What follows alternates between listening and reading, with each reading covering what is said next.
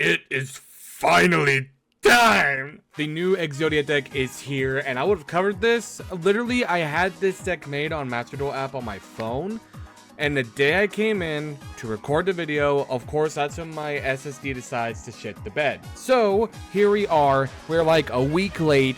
Good job, computer. I had a chance to get the jump, and you fried yourself. But anyway, that is neither here nor there. We're here to review the Exodia deck. This is the, not the exact deck I took to YCS, but Exodia is what I took to YCS, and I really like this deck. I think it is a very prominent deck in the Rogue field, but it is not exactly like it is in the TCG because, you know, Masterduel has a very different ban list. So going over the first thing is obviously the 5 pieces, 1 of each.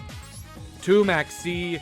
I would run Fulos. I have not crafted Fulos yet. I'm be real. I'm trying. I use a lot of my URs to craft this deck, and the next thing I'm going to craft is Fiendsmith. So that's why I don't have Fulos yet. It's not highest on my priority. This was high on my priority because I wanted to craft the deck, but then my computer fried.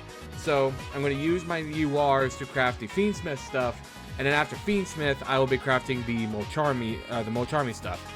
So that's why we only got 2 Max C. Otherwise, I'll be running 3 Fula and 1 Purely as well. We are running 3 Ash, 1 Baylor, 3 Shield, 2 Golem, 3 Sengenjin, 3 Heart, 3 Talents, 3 Millennium Ankh, 2 Wedju Temple, 3 Super Polymerization, 1 Obliterate Blaze, 3 Infinite Impermanence, 2 Exiled Fires of Rage, and 1 Angel Statue Azurin. Now, the reason for everything starting off with the Exodia engine is obviously you need the 5 pieces to use Ankh. Ankh reveals the 5 pieces from hand, deck, or field to bring out the Unstoppable Exodia. Now, the way you get Ankh, other than hard drawing it, is there's a few ways. The first main one is Heart of the Blue Eyes. This card is always treated as a Millennium card that is going to be very, very important later on. But control of this card cannot be switched. You can discard this card, add 1 Millennium Ankh from deck to hand, which is this is the only searcher that does not require you to pay 2,000 life points. If this card is in your graveyard and you have successfully activated Millennium Ankh, meaning that it has to resolve this duel, your opponent normal or special summons a monster that is level 8 or higher, or has special summoned a 3,000 attack or more monster. You can send that monster from deck to grave, not target, not destroy, not banish. Send it. If you do, special summon this card. You can activate 1 once per duel. Now, typically in TCG, it's a best of 3, so this effect is like a 1 and done. But in Master Duel, it's a best of 1, so it's a little better in Master Duel. It's still once per duel, which kind of sucks, but it is what it is. The next card going over is Sengenjin with Millennium. This is the second best card, in my opinion, in the whole deck. Cannot be destroyed by monster effects specifically. You can only use each of the following effects of Sengenjin with Millennium once per turn.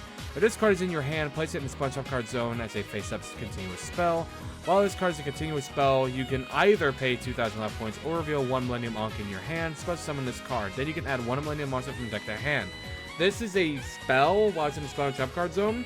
So while it's a spell card, your opponent cannot Valor this. They can Ash it, they cannot Valor it. And funny enough, it still is affected by Millennium Ankh, but we'll go over why that is in a bit. And next up is Golem that guards Millennium Treasures. He obviously has the same effects, pay 2k or reveal Ankh to activate the effects. First off, the most important part about this card is that Millennium Ankh cannot be negated. So if they have like a Judgment, a Strike, a Impulse, it cannot negate Millennium Ankh. If this card is in your hand, play Sponge Off card zone, pay 2k or reveal an Ankh, special summon this card, and add a Wedju Temple from deck to hand. Wedju Temple, what this card does is during the main phase, place a monster from your hand in Sponge Off card zone. Notice that it doesn't say Millennium Monster, it could be any monster. So if we even have our like Desperate and have a hand trap, like Ash, Valor, Maxi, we can put that in the Sponge Off card zone. And then add a Millennium Monster from the deck to Sponge Off card zone. But because you're not searching, you cannot Ash this card. If a face-up Millennium Monster you control is destroyed by battle or card effect, you can place it in the Sponge Off card zone as a continuous spell instead of sending it to the graveyard. So if you have something like Sengenjin on field and your opponent, let's say they use Raigeki, instead of sending this to the graveyard, you can put it in Sponge Off card zone as a means to search another Millennium Monster to try to get into another Ankh play. Shield of the Millennium Dynasty cannot be destroyed by spell and trap effects. This card's in your hand, place bunch checkers on a physical spell. Pay 2k or reveal Millennium Ankh. Special summon this card and add a Millennium Ankh from deck to hand. This is our other searcher. Blue Eyes is a much better searcher because it doesn't have you pay 2,000. But this is a guild like secondary thing. So what I normally do is I use Blue Eyes to get Ankh. This, get a second Ankh, so that way if they do negate the first one, Millennium Ankh is not once per turn, so if they do negate the first one, well then we have another one in the back. Millennium Ankh is our fusion spell. Show 5 Forbidden One monsters from your hand deck and or face up on the field and special summon 1 the Unstoppable Exodia Incarnate from your extra deck. Then shuffle the face-up monster cards you control into the deck except Exodia monster cards whose risen levels are 10 or higher and Millennium monster cards also you cannot summon for the rest of the turn. After this activation, shuffle this card into the deck instead of sending it to the graveyard. So this has its inherent own recursion to where instead of being sent to the graveyard, it just reshuffles. Fun fact, if these things are in the spell trap card zone, they're fine. But let's say like we had to put Arm on Wedju's effect, Arm gets shuffled back. Because even though it's treated as a continuous spell, it is still a less than level 10 Exodia monster and not a Millennium monster. So they still get shuffled back. Like, I've played this deck on Masterduel a bit. I figured out was the ruling in TCG, so that's what we've been doing, and nobody has really called a judge on it. I played it in Masterduel. I did it Omega, and Omega allowed me to do that, so that's why I didn't really like focus on it. But in Masterduel, it still sends them back. So here we are. That is the official ruling. Going on to more Exodia stuff. Exiled Fires of Rage. This card is really, really strong. This is arguably one of the strongest cards of the deck. Second strongest card aside from Exodia. It has 2 effects. If you control a level 10 or higher Exodia monster, destroy all cards your opponent controls. It is specifically an opponent board wipe, which is huge. If this card is in the graveyard and it's not sent there this turn, so if you use it on your opponent's turn, you have to wait until your next turn to activate this effect. But you can banish it and activate one of these effects. Add a Forbidden One monster from deck or grave to hand, or shuffle up to 5 Forbidden One monsters from your graveyard or banishment into the deck. So, if you have any of the pieces in the graveyard and you can't resolve Ankh, activate this, shuffle them back into the deck, and then you can resolve Ankh. Next, you have Obliterate Blaze. This one is like, we're going for the kill. That's why I only have one. One level 10 or higher monster in the field with Exodia in its original name gains its effects. You can pay half your life points, destroy as many cards, spell trap card zones as possible, then equip 5 Forbidden One monsters from your hand or deck to this card as equipped spells that give it 2,000 attack. Also, you cannot activate other cards' effects the rest of the turn. So you activate this, destroy as many spell traps and spell trap cards as possible. You have to have something face down, either on your side of the field or your opponent's side of the field, to have this effect resolved. So you can't just say, well, as many as I can is 0, so it's not going to pop. It does not work that way. Somebody has to have a face down in order to activate this effect. And then you equip the 5 pieces of Exodia to your big Exodia monster, and it acts as equip spells that give them 2,000 attack each. So his base attack, no matter what, will be 10,000. And then, if the card attacks a defense with a monster, inflicts piercing battle damage to your opponent. On top of Exodia's attack gain effect, which is insane. This thing is uber strong. Moving on to some of the non-engine, obviously a Valor, and Ash, and Imperm for negates. Maxi as just doesn't say negate, but it does affect everything, so it is a everything negate. Running triple talent, because if they ash it, I can draw a card, I get to control opponent's monster, and also I don't feel like crafting thrust. If you guys have thrust, I would 100% swap at least 2 of these out with thrust, because if they ash, you're getting your Millennium Ankh going second. You can use Thrust, and it still gets you your Millennium Ankh. So Thrust is a really, really good card for the deck. Then you have Super Poly. Super Poly is just great removal. It's arguably the best removal in the game. That's why it's here. Then we have Azaroon. It is a Summon Negate, so that's why she is here. Moving on to the extra deck, we have Mud Dragon, Garura, and Yubel, the Loving Defender as Super Poly targets. Yubel is a very prevalent meta deck in Masterduel. It's not as prevalent as most decks, like right now Snake Eye Fiendsmith is a big one, Tenpai is another one, but Yubel is still running around at full power.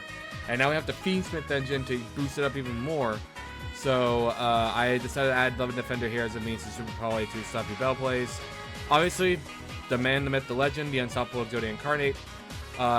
Requires 5 Forbidden One monsters. Keep in mind, it does not say that it needs to be fusion with Millennium Ankh. So theoretically, if you have 5 pieces on board, or you have a main to just have like, or if they ever make a generic fusion spell that's able to fuse from the deck or even like graveyard, like just generically for anything, you could get this out not using Millennium Ankh. So you can get this out, and then you can potentially use a Millennium Ankh if they ever make that, again, if they ever make that spell in the future, or if they have it, I don't know. And then you're able to just bring this guy out. Once per turn, if this card battles, that means whether it declared the attack or your opponent declared the attack on it during damage calculation, make this card gain an attack equal to your life points. That's why I don't like using these guys a lot. I really wish they had a way for you to gain life points effectively with this deck, because they do burn you for 2k. If it was 1k, it'd be something else. But they all but Blue Eyes burn you for 2k, which is absolutely insane. But the other upside to him is that he's a spell trap negate once per turn. Then during the end phase, set an exile or obliterate spell trap from your deck. During the standby phase, lose 1,000 life points. So if you're going second, when he attacks, immediately he's up at 8k, and that's permanent. That's not until end phase. He permanently remains at 8k, which is absolutely nuts. For links, we have Nightmare Phoenix, IP, SP, Silhouette Rabbit. Silhouette Rabbit is really easy to make in this deck. You will pretty much almost always get at least 2 of these guys on board. Link some of them. Silhouette will set the Azaroon, and then you Ankh into Exodia. And then Ankh will shuffle back to Silhouette Rabbit, where you don't have just a super weak monster that's just sitting there on board. You now have a Spell Trap negate and a Summon negate. Nightmare Unicorn, Black Horse Soldier. I literally threw this guy in because I just needed a 15th card. And again, we're able to get 3 monsters with different names very easily with this deck. And one of them's higher than level 7. So if we use Sun Engine or even Blue Eyes in that matter to bring this guy out, your opponent can't target it with card effects. Or destroy it with card effects. So it's insane, honestly. This is a good 15th card to throw in. 1 Celine, 1 Appaloosa, and 1 Underworld Goddess. I don't think they added Moonlit yet. I don't think they added Moonlit. Yeah, they have not. Once Moonlit gets into the game, I am 100% swapping out one of these for Moonlit. Probably going to be IP, if I'm being honest with you. But swap out IP for Moonlit, which will be insane because Moonlit and Underworld Goddess will be 2 forms of removal for 1 card, which is crazy. But yeah, that is the deck. We are going to hop into some ranked, and we're going to see how the deck performs. Alright guys, we won the coin toss. We are going to go first. This deck can go second, like I said, but you actually really like going first. Because you can set up the Spell Trap negate, you can set up the Summon negate, and you can potentially set up a Monster negate with Imperm. Ooh, and this is a really solid going first hand. So I think what the play here first is we're going to attempt to activate Sing Engine, place him in Spell and Trap card zone. And then from here, activate Sing Engine. There's no applicable card. Okay, so he doesn't have the Ash, which is a good thing. We're going to add Blue Eyes.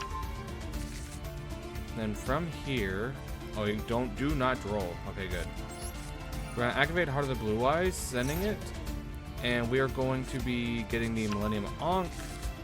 From here, we got plays. So first we're going to activate Golem. And we're going to place Golem here.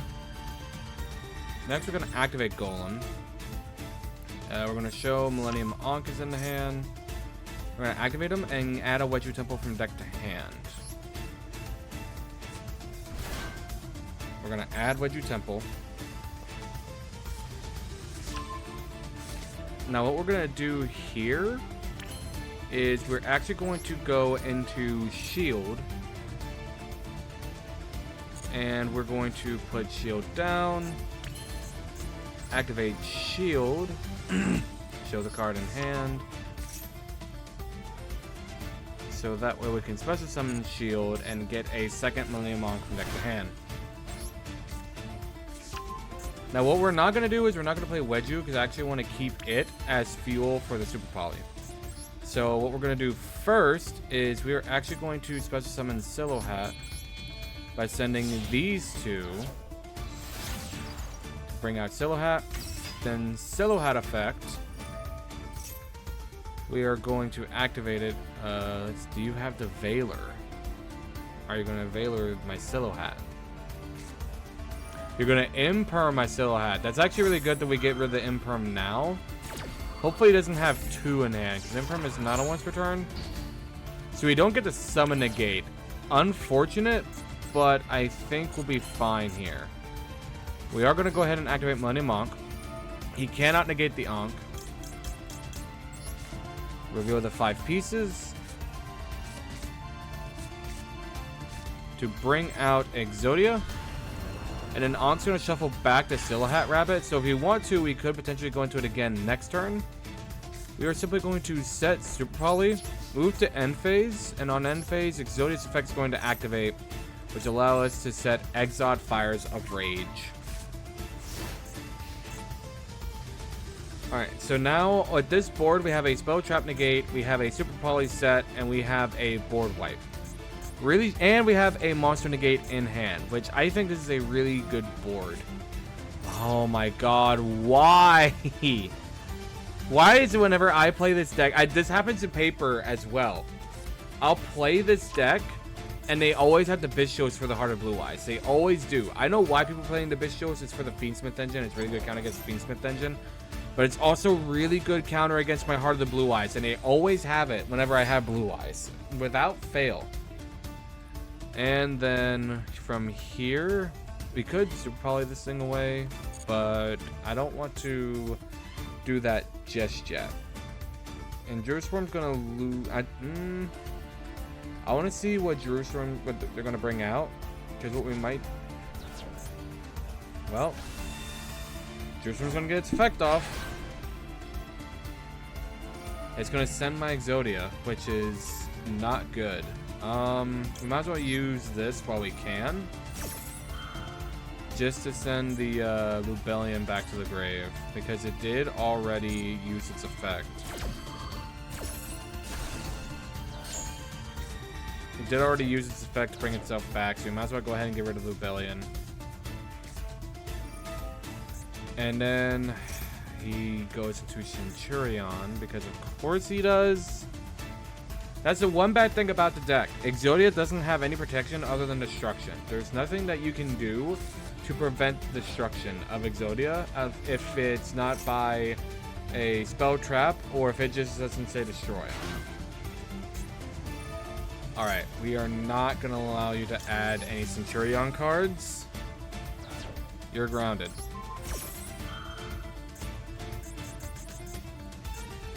You got rid of my Exodia. So, what are you... Okay. So now... it's in the back as a continuous trap. We bring out Oxilla. Oxilla is going to add, and then Gargoyle is going to add itself.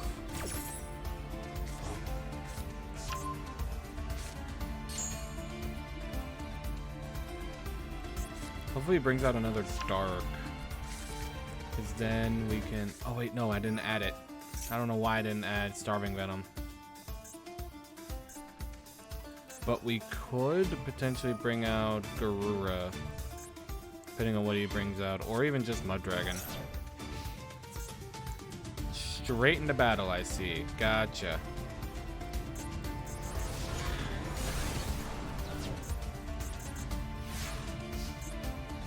Alright. Ooh, we got another heart. Do we have another chance to get rid of stuff here? We are going to activate Heart of the Blue Eyes, discarding it for cost to get a Millennium Monk to try to bait any negates that they might have. Any negates, any extra summons, because if they summon something, as long as it's a dark, or even better, a dark, or even if it's just a dark. Okay, max. That's fine, that's fine. You're only going to get the one draw off of me. It's fine, it's fine. Everything's fine. Supposed to summon. Dog, why can you not? Supposed to summon this card.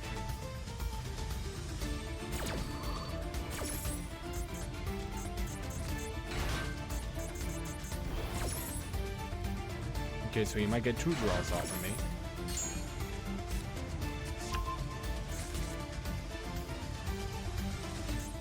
Come on, buddy. Let me have my turn. This is not our turn. This is my turn. Synchros on 1 synchro monster. Well, sucks to suck, fucko. I'm gonna send away Wedju Temple. And you can't respond to this. We're gonna use these two to bring out Mud Dragon. Now you can't synchro, fucko. Alright. So now what we can do here, we can do pretty much only one thing still. Millennium Monk. If he activates that in the... I just realized I played into the face down. Ooh, it did not do that. Okay. It's gonna reveal the 5 again. To bring out the second Exodia. So bring back Mud Dragon. Okay, so you got 2 draws off of me, which is fine. So now we enter the battle. And we're gonna swing into this thing.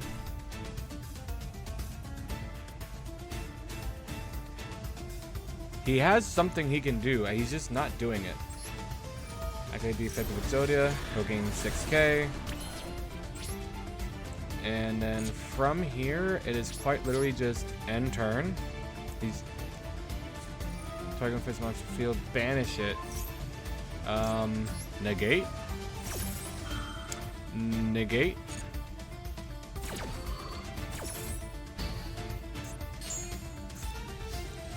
Alright, end phase. We're not gonna activate that. We are gonna activate Exodia's effect to set another Exiled Fires of Rage. This card cannot be destroyed by opponent's card effects while you control a Centurion monster. This is technically a trap right now. So that activates. Let's activate this turn, then we'll blah, blah, blah, blah. We are going to Chainlink 1, activate Exodia to negate that. And they have a chance to respond. Okay. Then we're gonna chain with our Exiled Fires of Rage that's on the field. Destroy all cards you have. This won't be negated, I don't think.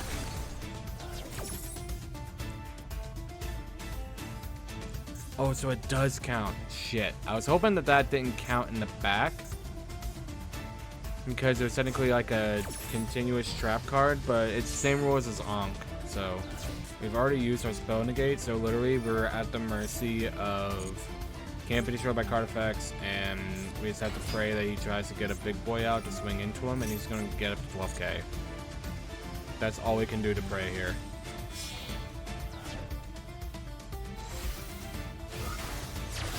Link into SP.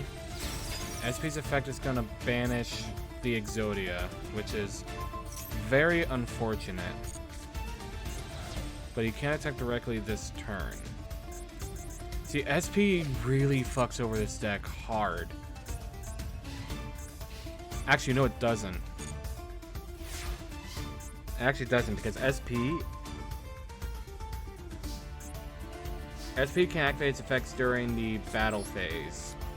So we're simply going to activate Millennium Monk here. And reveal the 5.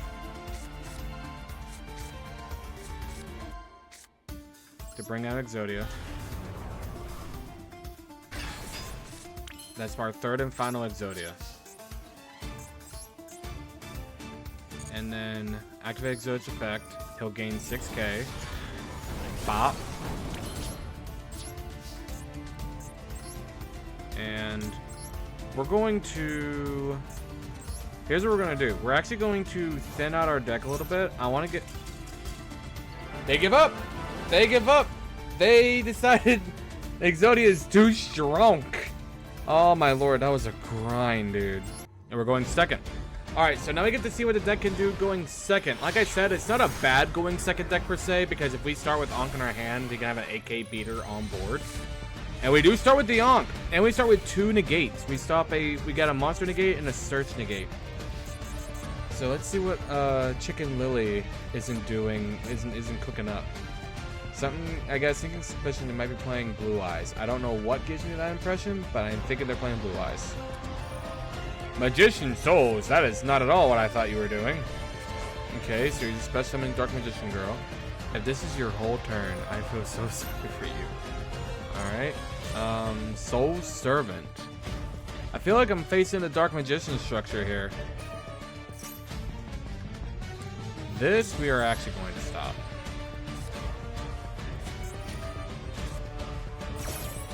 We are actually stopping this one.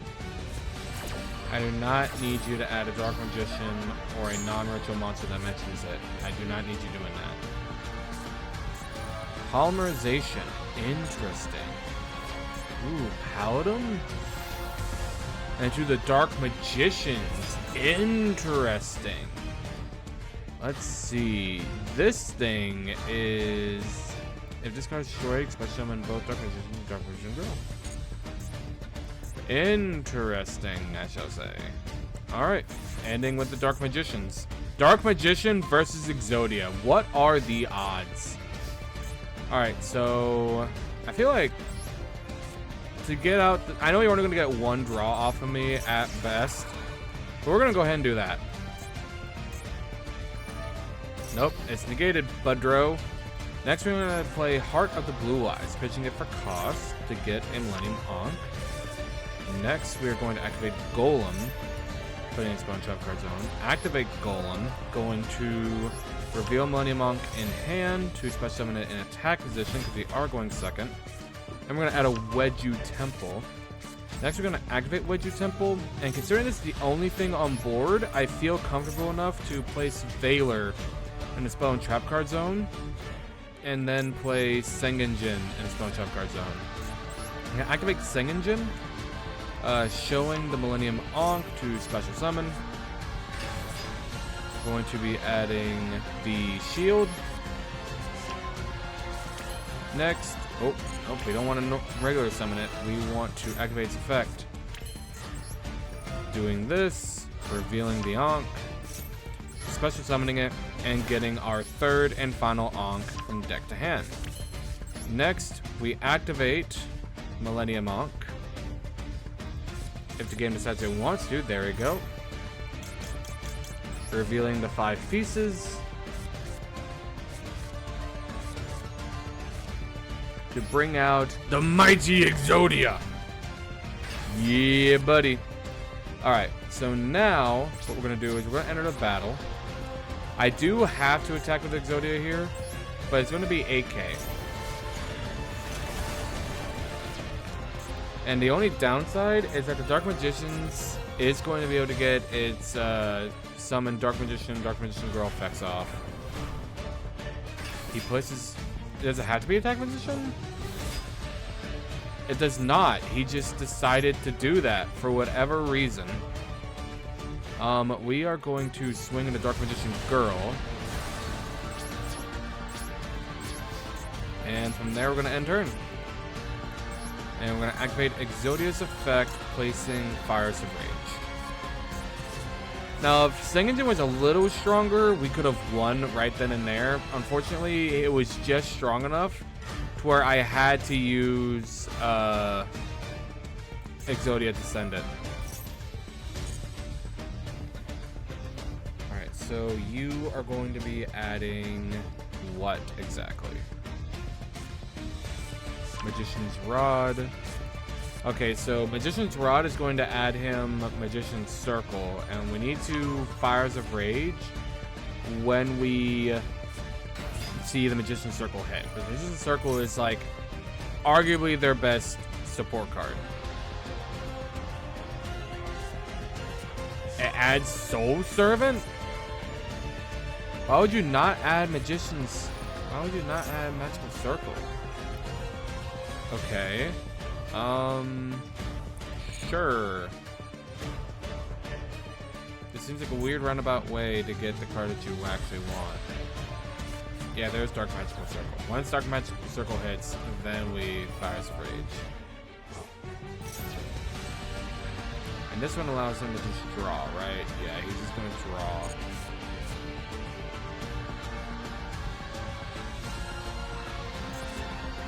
And there's the circle, and this is where we activate Fires of Rage to get rid of it. Get rid of it and his whole board. He's already normal summon this turn, so unless he has something like Eternal Soul, which even then, end phase, Exodia Incarnate's effect, we are going to set Obliterate Blaze. Because I'm not scared of your face down. We're going to trigger Obliterate Blaze. Come on, activate Eternal Soul. Imperm! Cool, Pedro, we're gonna do this. We're gonna negate your Imperm. And Obliterate Blaze is still going to go through. It's gonna burn me for 1,000. Alright, so from here, we're going to set Ankh. So that way we can activate Exodia's effect. Paying half my life points to then attach all the pieces, and then Exodia will gain 10,000 for each enter battle, and Exodia obliterate. I wish he had an attack animation. I wish he had an attack animation, dog. That would have been sick as fuck. Alright, everybody, that is the Exodia deck. I hope you guys enjoyed this video. I think the deck needs a little bit more assistance. I think if you're running a 60-card variant where you're not seeing the bricks as often, that'd be pretty nice. Like I said, the rest would be very optimal. The Charmy cards would be also really, really good. And yeah, I think if you added the Fiend Smash package to this as well, it would be a real force to be reckoned with. But that's neither here nor there. I'm gonna get up out here. If you guys enjoyed this video, make sure to hit that like button. Couple of big video. Make sure to hit the subscribe button. Helps me as a whole. I'll see you guys in the next video. See ya.